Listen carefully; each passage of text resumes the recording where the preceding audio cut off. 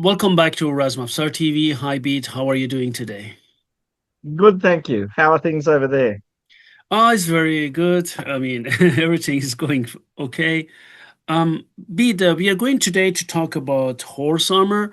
One of our subscribers asked to do a video, if possible. We already talked about horse armor, but as part of Ottoman arms and armor, if you remember, right? Yeah, But yeah. today we are going to have a really detailed talk on it. Not a cursory look at it, but very detailed. What we are going to Mhm. do, we are going to discuss it because our member also sent me some miniatures. I'm going to show them fast because I need to go in detail with the miniatures. I have permission to use from Iranian museums, but no worries. His name is Mhm. Ziga. Hi, Ziga. No worries because these miniatures, you find the similar ones in Persian collections, in Iranian museum collections. So Yeah. I just go very fast. These are the ones he sent to us. As you can see, Hmm. there are different horse armors, but with Beat, Yeah, we went that's through that this. that We looks saw actually similar Ottoman. ones. Yes, we saw similar ones. Ottoman, right? Yeah, yeah, yeah, And yeah. I then can here see. you see as well, some others, right? Then you Oh, see, this is July, yes, but that's definitely July. So yes, we're talking about just post uh Ilkana, just before the introduction of Timur. yes, So these are quite sophisticated armors, yes, but yes. And we saw this one. He sent us also this one, right? oh yeah, yeah, With Persian poems, as you can see, yeah. and also this one. Okay, these are the miniatures he sent. Now we go to real business from Iranian museums, right? And Hmm. collections. No, but he had a good selection. So Yeah. he's clearly looking for variation in design, Okay. which is The what we're question going to for see, I him think. was the question from him is actually um, he says that he sees in museums. I think he didn't mention which museum, but okay. On our channel, we shared from Musée d'Armée in Yeah, Paris. We shared lots of also music. from Hermitage and other museums, right? Where you can see horse armor made of Hmm. plate, steel plate, iron steel plates, and mail. So this combination, like we say in Persian, Joshan. So Yeah.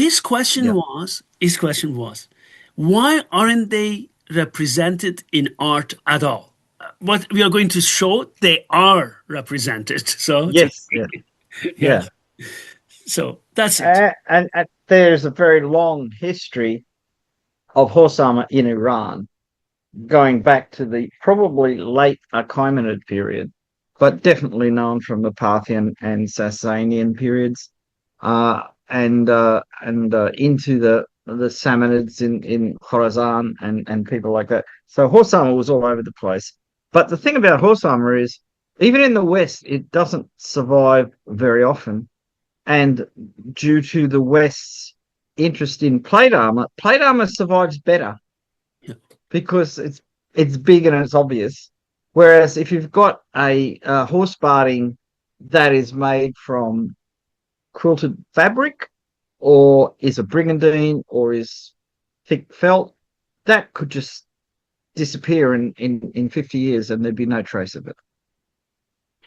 Uh, I think on this channel, if you remember, we had one of these horse armor made, excuse me, kept in Strasbourg in France, and we compared it to Ottoman types. Do you remember that Yeah, complete yeah. plate horse armor? Yeah, yeah, Look, it's really interesting because you know that younger Germany, the use of different colored metal rings in mail armor was very popular in, say, northern India and places like that. But in fact, there's the equivalent from a Renaissance Italian armor, which is a male barding for a horse, which has gold rings in the mix. oh, So yeah, even though we think of this because we focus on uh, the Middle East and the Orient, yes. um, Europeans in the good old days, so to speak, were actually aware of these things. I mean, obviously, when guns take over, male is not your most exciting choice. But clearly, bardings of male were known in the West as well as in the East. Yes. It's sometimes hard to tell them in art. And certainly, if you find a section of mail, how do you know if it comes from a man's armor or a horse's armor? Yeah. Um, Yeah. there's nothing diagnostic unless you've got a whole panel, Yes.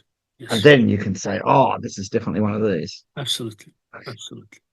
So then the suggestion, the classification bead is, as you offered, one of them is fabric armor, right? Yeah, So let's start with fabric armor, which is shown in this miniature. I mean, at least yeah, in the that's true one. Uh, yeah. I don't think there's any doubt that that's fabric armor. yes. And it's important to point out there's two types of fabric armor. Hmm. There's stitched layered cloth armor, Hmm. and there's felt armor. Felt armor is much more associated with nomadic tribes because felt manufacture was a big thing in nomadic life. It was one of the easiest ways of making a fabric that was tough and strong because you didn't have to do any weaving. You just made a mat of it, rolled it up, dragged it along behind a horse or something until it's compacted. You use a surfactant to make the fibers stick together or get close enough that they hook together. Um, so it's important to know that there are essentially two different types. And the if people are in doubt of what the felt armor could be like, just look at North African saddle cloths where they have, I think, 7 layers of felt, each about that thick. Now that would stop a lot of weapons. Yeah. And it's interesting when you see early horse armor, say Sassanid, they concentrate on the horse's neck, the horse's face, the back of the neck, and the chest. They're not as worried about the rump because if an arrow hits a horse in the rump, it really irritates the horse, but it's well muscled and there's not much chance it's going to get to a vital organ. If it hits it in the belly, that's different, but generally arrows are coming down like that, and so the rump is vulnerable. And there's a famous sculpture from the tomb of the Tang Emperor Taizong, where one of his favorite horses is being tended by somebody, and there are arrows stuck in the cantle of the saddle and a couple of arrows stuck in its rump. But the horse is okay. It gets the arrows removed, it gets the wounds treated, and it survives. So fabric armor, we may look at it and say, well, how effective is it going to be? And we've got to disassociate armor use into near and far. The kind of armor that we think about in European contexts is against hand weapons up close. I mean, yeah, there's protection against arrows and things like that, but it's a lot of, say, plate armor is designed for hand weapons up close, lances, swords, whatever. But if you're fighting on the steppe or in the plains or in the plateaus of Iran, you might be attacked from 200 meters away by people shooting arrows at you. Now, they're not going to worry about hitting you. They're going to want to hit your horse because if they can unhorse you, then you are a less effective warrior. Yes. Yeah. But at 200 meters, 150 meters, even a strong bow, if it's shooting an armor piercing arrow, it might just stick in the padded armor and not do any damage. I need So to you've got say actually a go on. I need to just say something. We call it namat, this felt. I have now for the body protection and arm protection of it, made of namat. It is so thick, guys. I can deliver strong, cuts and strong. Yeah. I keep training, and you don't get through a knife. You cannot definitely cut it, no matter how hard you cut. I tested it, and you cannot even go by a stab unless you really hard try hard, but you cannot penetrate it. And now what I have actually, which is not an armor made for a recreation reenactment, this is worn by shepherds in Iran when they go. Oh yeah, of course. Yeah. Yeah, I know Yeah, what you're talking so about they there. Yeah. protect their hands and legs and torso. We have wolves. I know, guys, wolves in because we have in Germany as well. Wolves in Germany escape when they when they see you. I know, But wolves in Iran, well, they don't escape, right? So they come after you. If you try to protect the sheep, you have dogs, but if there are many and they come in pack, so he has his Yeah, big, pole axe. We yeah, talked about that, right? So he yeah. tries Oh, to yeah, yeah, yeah, yeah, yeah. defend I himself. think But this was used even as far yeah, northwest as in Poland yes, for yes. the same reason. I think. Yeah, we have a Uh, video on it. They make it traditionally still in Iran. They forge it. yeah, Anyway, but then, because wolves come in pack, no matter how he tries to hit that wolf, they can come and try to bite him. And wolves in yeah, Iran are of a strong breed, or bigger than what we have in Germany. So then you need to ask yourself, when I bought it, why did they wear it? They said, because they have such strong, jaw and bite, but of course they could hurt you, but they cannot go through the felt. That's yeah, what we are talking about, this felt. Because, be it, I need to yeah, say it, because many people in Europe, I mean, the West, not only Europe, you're in Australia, be it anywhere. Let's talk about the West, North America, whatever. They have no clue what felt means. Felt is not what I'm wearing here, right? It's not a piece of cloth, right? no. Excuse me. I just wanted to mention that because there is a I huge think that's misunderstanding. important because I've got a piece of felt out the back that I'm going to make shoe soles out of Yes. because it's that thick Yeah. and cutting it is really hard. Yes. Um, the because like in Mongolia today they still make felt for covering the gers, the tents, Oh, yes. but they also make thicker felt to make felt carpets and sitting little square sitting rugs and things like that. It's very strong. It's a byproduct of pastoralism.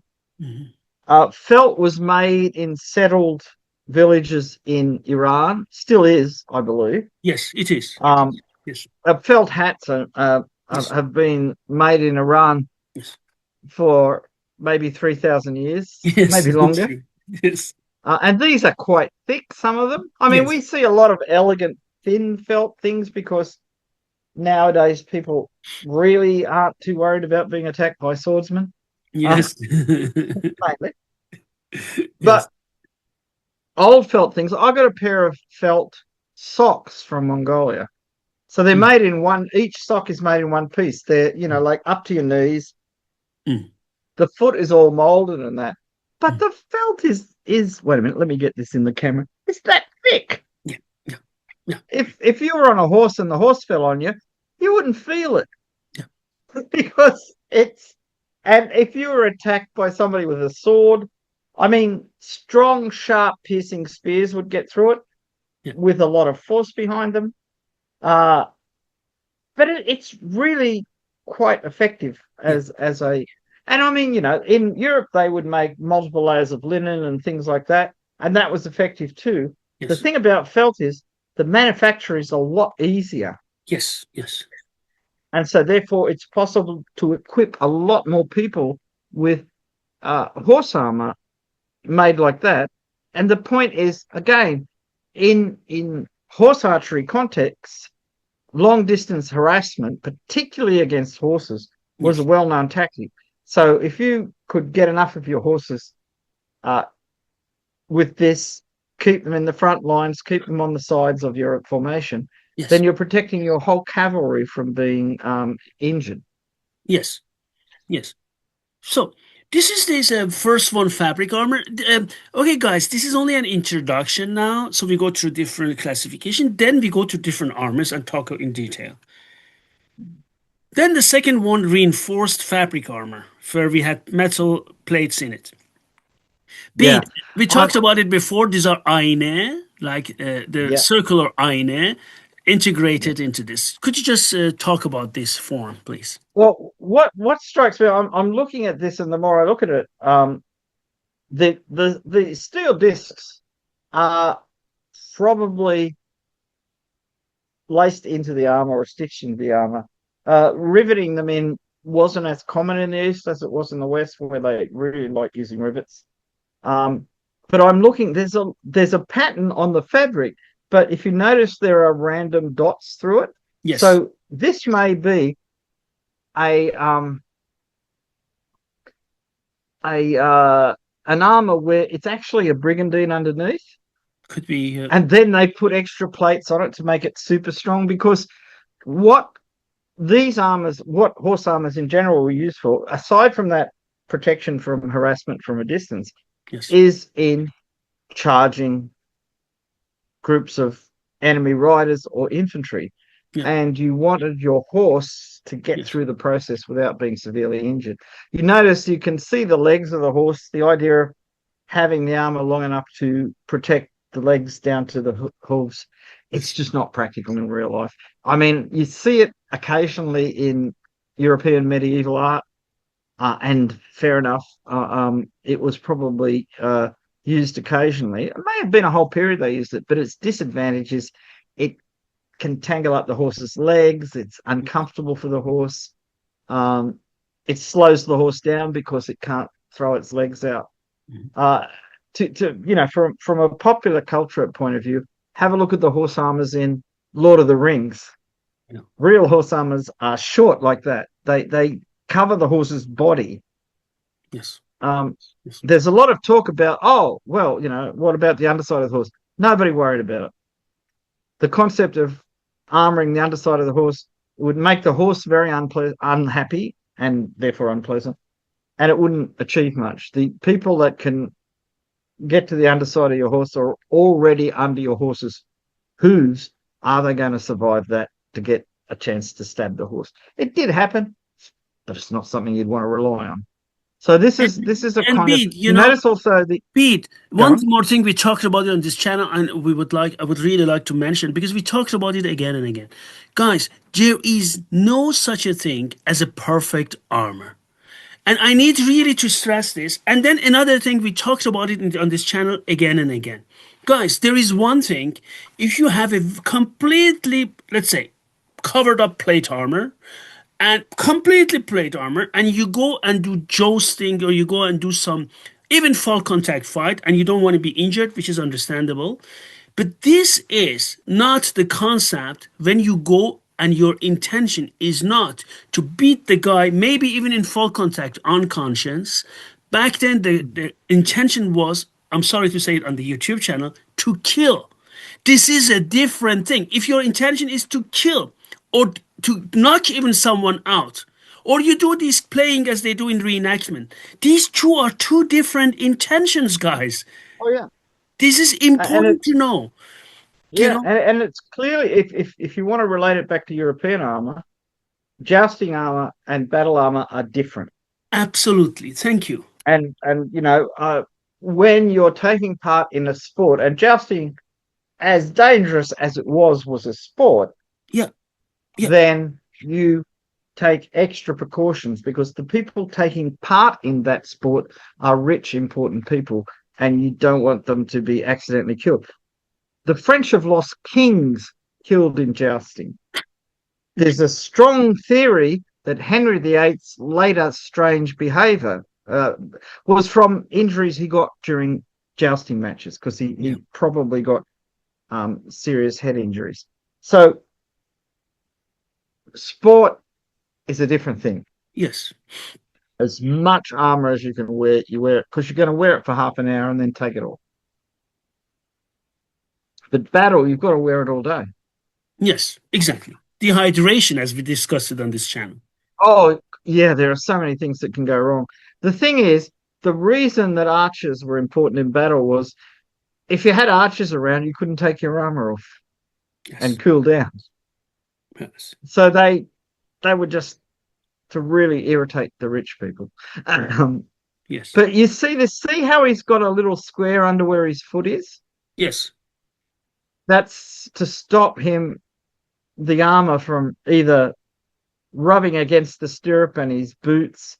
It's just a kind of wear and tear things. There are a few Persian miniatures where they actually have a hole there so that his foot goes through the armor to be next to the horse, so he can. So they didn't wear spurs in this period in this area, but they did kick their horses or nudge them or pressure them with their feet to give the horse an idea of, because you're talking to your horse. The reins are a method of talking to your horse. You notice he's got his reins tied to the pommel of his saddle, so he can use both hands fighting. His Yeah. horse knows when that happens, run in a straight line. Yes. So we've got to, we talk about horse armor. We've got to think about the horse because that's more important. You can, if you've got the most brilliant horse armor and you put it on the horse and the horse doesn't like it, nothing's going to happen. Exactly. Oh, maybe it'll buck it to pieces, which I've had a horse do to a saddle once. But it's it's a you've got to make armor that a horse likes as well, because you cannot. A horse is much bigger than you are. There is a limit to what you can force a horse into doing, and one of the things is you can't. If you put so much armor on the horse that the horse gets tired. There's a theory that I think it's King Louis of Hungary at one of the battles of Mohatch that his horse was so loaded up with Western style armor and whatever that it reared up and had a heart attack Yeah. and died, fell over backwards and buried him in the mud and killed him. Yeah. I Yeah. mean, the Yeah. Turks won the battle, but they didn't kill the king. His horse did, and probably because it was overloaded with armor. So it's a very delicate thing. You need experts. And it's important to realize horse armor is really old. Horse armor predates riding because there was horse armor for chariot horses. And there's a wonderful one from the Warring States in China that survived almost complete, which is made of large leather plates laced together, sparsely laced like lamella, Mm. that have been lacquered and engraved and are absolutely beautiful. And the whole thing perfectly fits the horse. Each plate is shaped to a different part of the horse. That was maybe 300 BCE. So that's how long ago complex horse armor was being made in China. It was being made in the Middle East. It was being made in Greece. Mm. I mean, Xenophon writing about Cyrus in his kind of fantasy novel, The Cyropedia, um, talks a little bit about Achaemenid horse armor. He doesn't quite understand it. Um, Xenophon was a committed horseman, but he was committed to a Greek ideal of horsemanship, which involved a lot of skin to skin contact with the horse. They didn't believe in saddles. They thought saddles were, even horse rugs, they thought they were kind of effeminate. They didn't like trousers either. It was a bit of an odd part of Greek history. Mhm. But Yeah. there's some surviving bas reliefs from what's now Turkey, um, from the Achaemenid period, showing very thick felt saddle rugs that covered the horse's kidneys and back a bit, which would have effectively been almost armor by themselves. And there's talk of other things to do with armor regarding horses. Now here Okay, we the have third one, brigandine and scale armor. Go ahead, please. Yes. so on the right, the horse in dark armor is probably wearing a brigandine. Yes. The problem with black in miniature paintings is it has two different sources. One is when they paint with black paint, and the other is when they paint with silver-based paints. That is the metallic silver-based paints, which can oxidize and turn either grey or black. And that, to me, looks like black paint because it's Yes. even and hasn't eaten through the page. Yes. You can see a series of dots. They probably represent rivets. Yes. We know from Tibetan armors, horse armors, of the 15th through 17th centuries, that sometimes what looks like rivets are actually little buttons with a bar across the back that a lace goes through, and they're actually lacing things down. Um, this this this shows up a lot in Tibetan armor, but it does explain a lot of things you see in Persian paintings where it doesn't quite make sense if they were riveted. This one I couldn't say, but it looks to me like you're looking at scales with two holes at the top and riveted there, and they hang down inside the armor. This Yes. is really quite effective. It's cheap to make. You make your fabric thing, you make a set of semi-identical scales. Most of the scales are the same, but you have a few shape for the neck and things like that. You notice there is distinct neck armor Yeah. on the horse, and it Yes. has like a padded thing down Yeah. its backbone, and you can see little straps go over to hold the armor in Yes. place. Yes. There are surviving armors again in Tibet which show this structure. So this is almost universal in its structure. I might point out that the uh, the mule being ridden in the middle, Hmm. the shabrak, the blanket that covers the loins and part of the back of the horse, that can also be padded, Yeah. and it gives a degree of protection against people striking at the man and missing and hitting the horse. Yeah. Uh, because that's an area. I mean, you often attack people from behind Yeah. if you could. Yeah. So people are running away or trying to lead you into an ambush, and you attack them with a sword, and their horse moves a bit faster or your horse moves a bit slower. The sword misses the man, but it hits the horse. Now, if the horse is totally unprotected and you've got a very sharp sword, you could sever part of its spine, and then the horse's back legs stop working. The horse falls down, you've got the guy. So even something like that may be used as armor, even if it's not designed to be armor, because it has an effect. Yeah. On the right, we have what is a really difficult thing to work out what it really means. These are banded armors. They have these little vertical strokes. Sometimes when the bands are um, vertical, then the strokes are horizontal. This could be a simplification of laced laminar armor. Yeah. We are going But to we'll talk cover about that them a in bit. detail because we have many Yeah. examples of So them. yeah, Let's yeah. go to So the we'll next go one. forward. Lamera and laminated armor. Again, we have many examples of them in this chat. Yeah. This You is see, only an introduction, guys. Yes. yeah, yeah. This gives you that feel, the banding that you see, and Yeah. sometimes the banding is different colored laminated strips, and sometimes it's groups of scales. You can see at the bottom of their armor Yeah. upturned scales. Yes. Yes. Because I mean, you can sew scales to a backing. They don't have to point down. Yeah. They can point up, Yeah. depending on how they're attached to the backing. Yes. And this is, this is sometimes an aesthetic choice. The banding on this is giving you an idea of the structure, though. The bands aren't, they're roughly the same width. So you've got a gold band, which is fairly narrow, then a what I assume is a band of iron scales, which is broader. Now, the type of scales that you could use for this, I've got um, La Rocca's book on Hmm. Tibetan armor, because there's a lot of things found in Tibet that are very, very similar to armors from the Middle East, Yes. which I love because it makes it possible to really make these things come to life. I'm just so if you have a look here, and you can find this on the um, Metropolitan Museum of Art page. Oh, it's trying to blur it out. This. Um, Oh yeah. No. so Yeah. what it is, if you look it up on the Metropolitan Museum of Art page, there's a series of scales Yes. that have two little curves in them, and they have a hole at the top and a hole at the bottom, and they're woven into straps onto a backing so that they overlap side to side, and the rows slightly overlap top to bottom or bottom to top. It doesn't make any difference.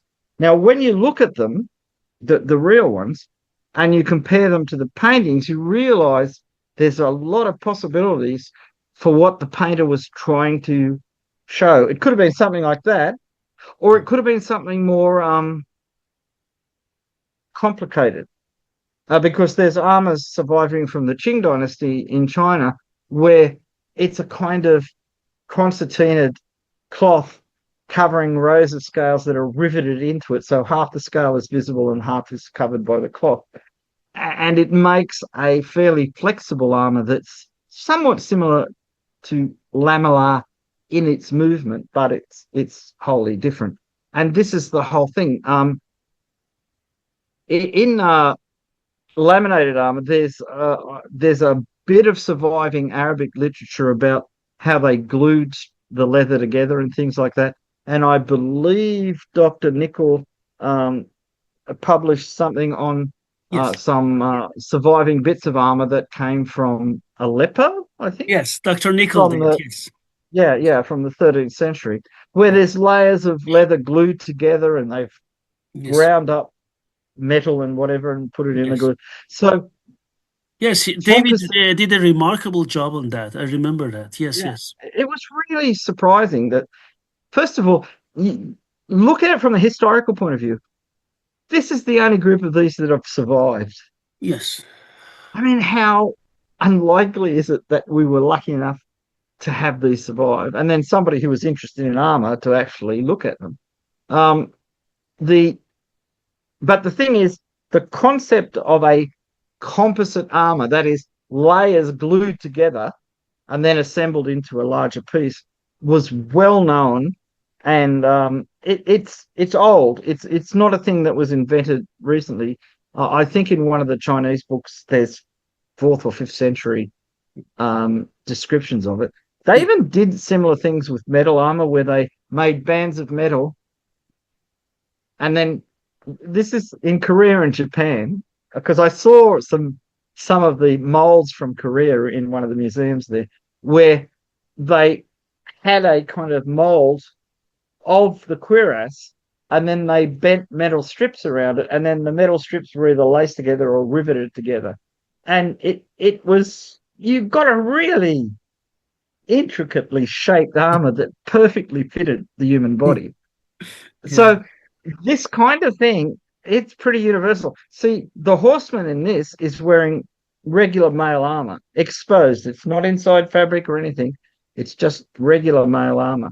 And to me, from a logical point of view, if you're making armor for horses, if you're making a scale armor or a lamellar armor or a brigandine, because they're horses and their bodies are a little bit less flexible than ours, like a horse can flex its spine and that when it's running, but it can't do what we can do, which is, well, what I used to be able to do when I was younger and thinner, like bring your knees right up to your shoulders. Yeah. Uh, we're really quite fit. So when we make armor for human beings, we've got to incorporate a lot more flexibility. But in horses, you can get away with things. Now, having said that, the sculpture of Khusrau Parviz, Khusrau II of the Sasanian dynasty, Yeah. where he's on his armored horse, Yes. it's got lamellar armor in what I would call the Byzantine fashion. We could have an argument about this one day. And it's normal size because the horseman is larger than life size. But when you correct for all that, it's roughly the same size as the scales excavated from a Sasanian fort. I think we're going to discuss about that also later, but you talked about this flexibility or what human body can do, what horse can do. I just want to like to share something with you. This is something off, track, but it's very funny. Mm. Take it into consideration. I have been always a city guy, right? Always. Doesn't Yeah, matter in Iran, in Germany, in US. Always lived in big cities. So with my late father, we were traveling to I wanted to document. I had a meeting with all traditional wrestlings of Bachuche. And we were in a countryside and a hotel there, a hotel, whatever you want to call it. And I was sitting on the balcony, beautiful day, and I just said, there's a big owl came and was sitting on a tree, looking at me. I said, "Oh, what?" I didn't know. Okay, I'm not very familiar with wildlife, right? And I looked at yeah. the owl, and then, yeah, I swear to you, it started to look around and it looked like 360 degrees, you know. And, Yeah, yeah. you know, and I They said, have this thing of going click yes. and And then, yeah, and I said, oh God, what did I eat? I'm hallucinating. So I went to my dad and said, look, this bird there, I said, yeah, it turns like that. Is it, what is this? And I said, oh, yeah, of course they can do that. It's not, you're not hallucinating. Seriously, because it just turned its head like, and it was so close to me. I was really yeah, shocked. I said, what the hell is this, But you said that every human being or animal has other capacity. That just reminded me yeah. of that one, right? Oh yeah, owls necks are remarkable. But when an owl comes close to you, particularly in the wild, Yeah. it's a really impressive. event. It Yeah. really, I mean, I've seen a few in out in the bush and that, and they're just so self-possessed. They Yes, really yes, look like they know what's going on, yes, and absolutely. it's And they and always we they look to me angry, as if they're angry at something. They're, yeah, well, their eyes are wide open because that's the way their eyes work. okay, And that's it. they can't move their eyeballs in the eye sockets, so they have to move their head to Oh, okay, change their that's the view. reason. And that gives we get a feedback from that saying, oh, it's looking down on us. It doesn't take us seriously, or it's angry. Yeah. And the They're next one great. I like. is the complete